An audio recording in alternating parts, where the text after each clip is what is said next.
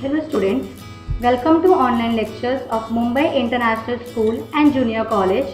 This lecture is for class 6, subject Hindi, Kavita, Basanti Hawa. Let us now begin.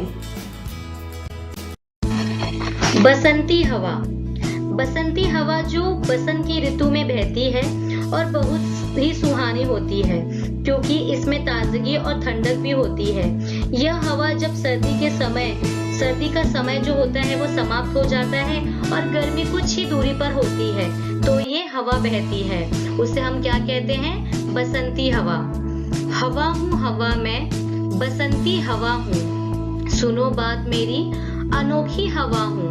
अब ये जो बसंती हवा है वो बोल रही है कि उसकी बात सुनो, वो क्या है? एक अनोखी हवा है, एक यूनिक हवा है, वह बड़ी बावली है। वो जो हवा है बसंती हवा, वो क्या बोल रही है कि वो बहुत ही सरल है।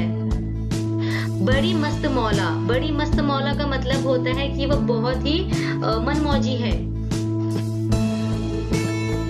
नहीं कुछ फिक्र है, बड़ी ही निडर हूँ। अब बसंती हवा बोल रही है कि उसे किसी की भी फिक्र नहीं है, वो किसी से डरती नहीं है। जिधर चाहती हूँ उधर घूमती हूँ। बसंती हवा बोल रही है कि उसका जहाँ भी जाने का मन होता है वो वहाँ पर घूमने चली जाती है। मुसाफिर अजब हूँ। बसंती हवा बोल रही है कि वो एक मुसाफिर है। मुसाफिर मीन्स होता है ट्रैवलर। वो एक अजब ट्रैवलर है, एक स्ट्रेंज ट्रैवलर है वो, जिसका जहाँ मन चाहता है वो वहाँ पर चली जाती है। उसे कोई रोकने वाला नहीं है, कोई टोकने वाला नहीं है।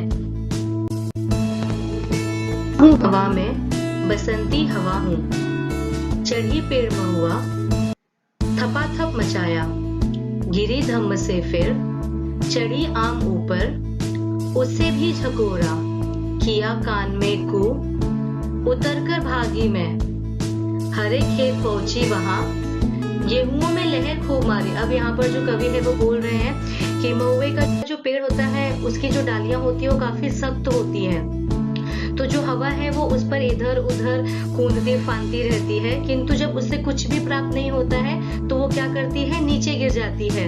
फिर वो आम के पेड़ पर चढ़ जाती है जो महुए के पेड़ से कम सख्त होता है, किंतु तभी कोई उसे पुकारता है और वो आम के पेड़ से भी नीचे उतर आती है और उसके ओर चली जाती है। यदि महुए के वृक्ष को लक्ष्य समझा जाए तो कवि कहते हैं कि हवा ने अपने लक्ष्य को पाने का अर्थ प्रयास किया किंतु असफल रही। फिर वो उससे कठिन लक्ष्य को छोड़ सरल लक्ष्य की ओर चली गई, मतलब आम के पेड़ पर चढ़ गई।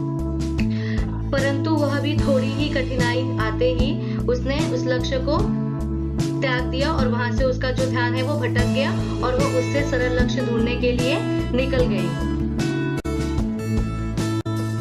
हवा हूँ हवा में, बसंती हवा हूँ, पहर दो पहर क्या, अनेकों पहर तक इसी में रही मैं, खड़ी देख अलसी, शीश लिए कलसी, मुझे खूब सूझी, हिलाया झुलाया गिरी पर न कलसी, इसी हार को पा, हिलाई न सरसों, झुलाई न सरसों, हवा हूँ हवा में, बसंती हवा हूँ। अब यहाँ पर जो हवा है वो कहाँ पहुँच रही है? अलसी के खेत में। अलसी के खेत में पहुँचती है वो तो वो देखती है कि जो अलसी के फूल है और जो उसकी टहनियाँ है वो इतनी मजबूत होती है, इतना मतलब वो एक दूसरे को, उनकी जो एक दूसरे की पकड़ होती है वो इतना कठिन होता है कि हम उसे तोड़ नहीं सकते हैं।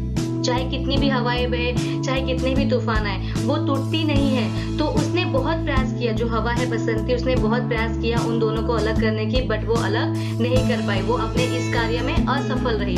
तो उसने क्या किया? उसको वहीं पर छोड़ दिया और वो सरसों के खेत में चली गई। जब वो सरसों के खेत में जाती है तो वो सरसों की फूलों को हिलाने की कोशिश भी नहीं करती है, प्रयास भी नहीं करती है, क्योंकि वो पहले ही हार चुकी होती है। तो उसके अंदर उतनी हिम्मत नहीं होती है कि वो सरसों के फूलों को भी हिला सके, मतलब वो हिलाने की कोशिश ही नहीं करती है। तो अभी यहाँ पर जो कवि है वो बोल रहे हैं कि कभी कभी हम अपनी हार से इतना दुखी हो जाते हैं, इतना निराश हो जाते हैं कि हमें हर छोटा काम बहुत मुश्किल लगता है, कठिन लगता है, हम उसे करने का भी प्रयास नहीं करते हैं। हम सोचते हैं कि अगर मैंने अगर इसको करने की प्रयास किया तो मैं फिर से मैं हार जाऊंगा।